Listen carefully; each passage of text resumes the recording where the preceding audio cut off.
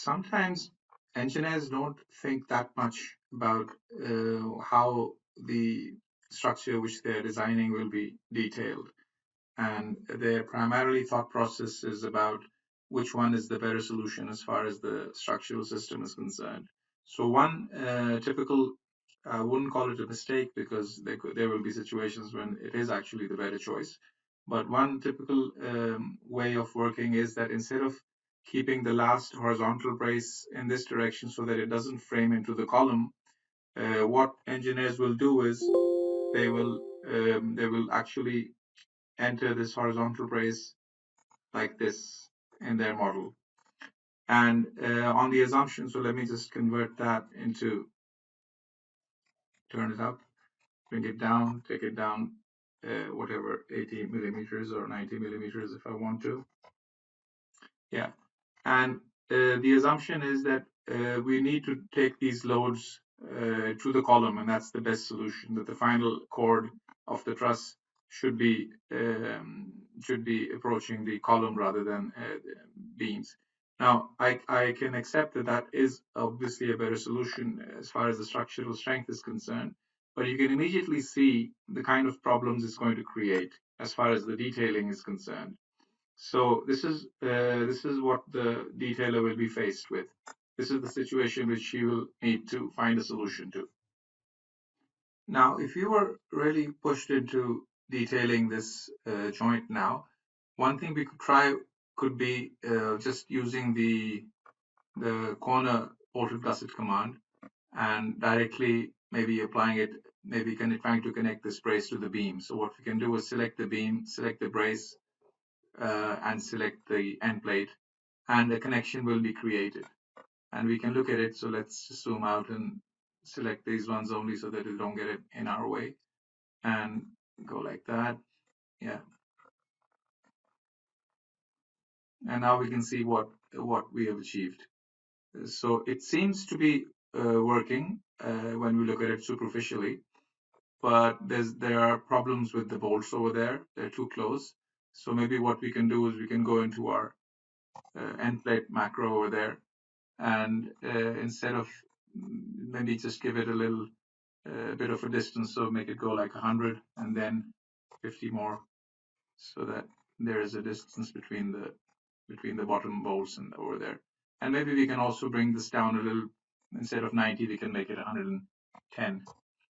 So this might look a bit better. Yeah.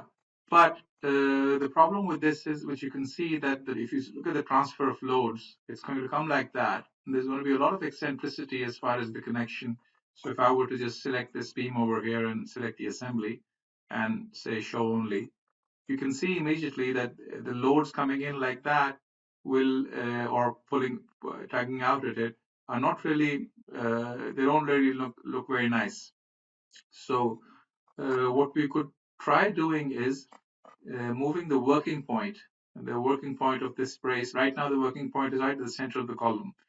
Another issue with this connection, obviously, right now is that this whole connection now needs to be rethought out, because as far as the program is concerned, the program only knows that this beam is probably taking just shear forces, because in the analysis, this one will be connected to the column, and there will be no net result of the internal forces of this brace on this beam. But if we were to connect this horizontal brace to the beam directly, then the components of this will be actually transferred to the end plate, and from there they could be transferred to the beam also. So we could have a horizontal component like this, which would create tensile forces in the beam, which will not be visible from your normal analysis results. Normally, your analysis package will tell you that this load is being transferred directly to the column, but it's the way we connect it which makes all the difference. And if you connect it like this, then we will get, so if let's say there's a load of 10 tons in this horizontal brace, so maybe a component of that could be 5 tons. So that component could be acting as tensile force in this beam. And if there's a 5-ton tensile force on this beam, then this end plate is probably just not sufficient, because the thickness of this end plate is 15, and you might need a much thicker maybe 25 meter thick end plate, because that plate will be in tension now, simply because of this extra tensile load, which we just didn't know existed. That's one side of the story. Whenever you connect stuff onto the side beams and not take it directly to the column, you will have to reconsider the whole design of the connection over there. And obviously, the other problem which we have is that this load is not really directed. At least, what would have been better that if we could have had an angle in which this direction was going to the center of the beam rather than so eccentrically. So what we can think of maybe that we can use our manual adjustment commands and say adjust the frame manually, select this one, select this point, and give it a shift of say dy, maybe minus 100 might be a good idea. Yeah, if we do that, we see that we've shifted the working point about 100 millimeters in this direction, because this is the y direction and this is the x direction. So when we do that, we see that now it looks much better. And we are actually now going a bit towards the center of the beam, and this is probably a better way to deal with this problem. But like I said, once again, even if we do this, what we need to reconsider is the thickness of this plate. And that needs to be our primary concern, because now we're going to have large axial forces. So maybe what we need to do is go into our end plate command and actually change the end plate thicknesses over there as well for it to work. But what if we did not want to shift this towards the beam and actually wanted to take the loads directly to the column? Well, if I undo, what I can do is I can, take it back to that level, bring it, let's say 90 millimeters down. And now I see that first of all, it's impossible to take it to the column as it is. It's directly hitting the column from the sides. So I need to shift it to sort of make it go and pass through this little opening which we have over here. This little opening over here. Maybe that's an option which I have. And what I can do is I can select this. I can go to my manual adjust command as well. Once again, select this point, and this time this is the negative x direction, so I can say the point I want to take it to is dx minus 50, and I see that 50 is not enough. 50 in shift in this direction, I'm still hitting the flange of the column. So let me move it some more.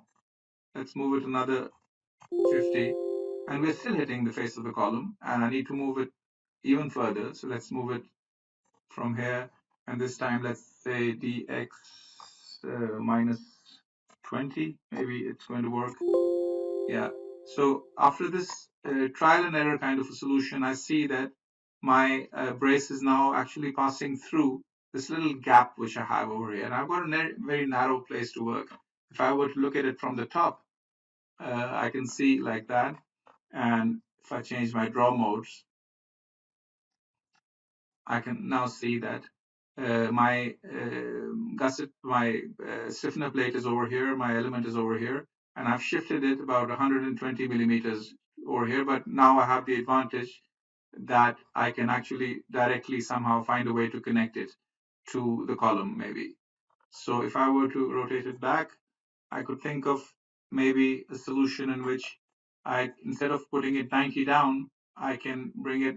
So let me check the thickness of this plate. The thickness of this plate is 12 millimeters, the stiffener over there. So maybe instead of taking it 90 down, I can just take it 12 down. And now it's really touching the underside of the plate. And if I were to look at it from the top once again and double click on it, and I wanted to pull it back a bit, because right now it's clashing with the stiffener as well. So maybe what I can do is I can make this 96 just a bit longer, the pullback. Yeah. So now it's avoiding that clash. Let me go back in there. Yeah. Now it's actually going and not touching the backside of the stiffener. And with this configuration, I can use my tension bolting command over here, which is very convenient for just immediately putting, without doing any calculations, just putting in some bolts. So I can just I can just select. So let me just let me look at it from the top. Yeah. Go to my tension bolting command, select the profile, select the stiffener, and select the side, basically, the side which needs to be bolted. And immediately some bolts are created. Now we can immediately see that the space is so little that even for these two bolts, the edge of the stiffener is right there, and the second bolt is very near, very close to the edge. And this is obviously not good. So now what I can do is I can actually modify this stiffener maybe. So what I can do is I can turn on my handles over here, select my plate, and insert a few points along this edge. So I can select this one, say add a point, and I can select a distance so that the first one goes from here to here, and I move it. So I have a point at the edge over there. And then I'm going to insert another point, but this one needs to be at the perpendicular on the other side. So before I start my command, what I'll do is I'll go to my edit menu, go to my projected point command. I'll select my this line basically along the horizontal brace, and this point over here, which I just created. And immediately my point is, I don't see it right now, but the point is over there. This one is the corresponding point, 90 degrees to the other one. Now I can select my plate again and insert another point, and select the distance from here to here and say move. And now I've got these 2 points, And now what I can do is I can just use my parallel points command with, okay, 50 seems to be okay. I can go like that and like that. And I've got these two new points. And what I can do is I can move this one by selecting the distance from here to here and say move.